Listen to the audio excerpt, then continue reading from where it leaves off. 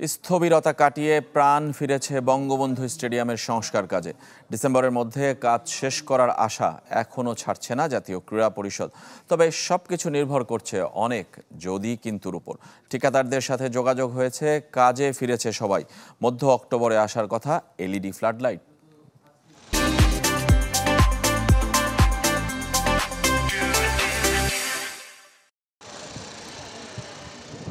ডিসেম্বরের মধ্যে সংস্কার কাজ শেষ করে নতুন বছরের শুরুতে ফুটবল ফেডারেশনকে বঙ্গবন্ধু স্টেডিয়াম বুঝিয়ে দেওয়ার প্রতিশ্রুতি দিয়েছিল ক্রীড়া পরিষদ।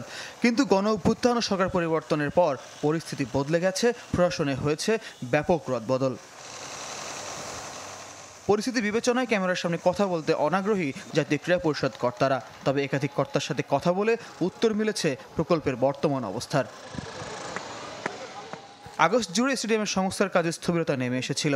এমনকি ঠিকাদার প্রতিষ্ঠান computer world and Priyonti joint ভেঞ্চারের শীর্ষ কর্তার সাথে যোগাযোগ করতে পারেনি এনএসসি।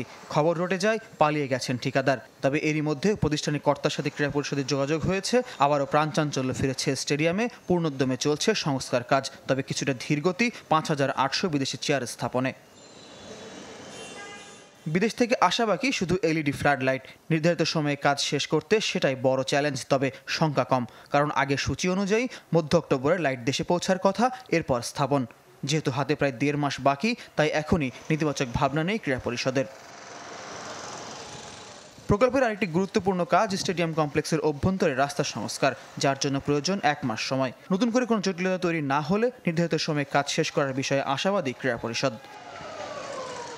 বিভিন্ন স্থাপনার নাম পরিবর্তনের ছোঁয়া কি বঙ্গবন্ধু স্টেডিয়ামেও লাগবে?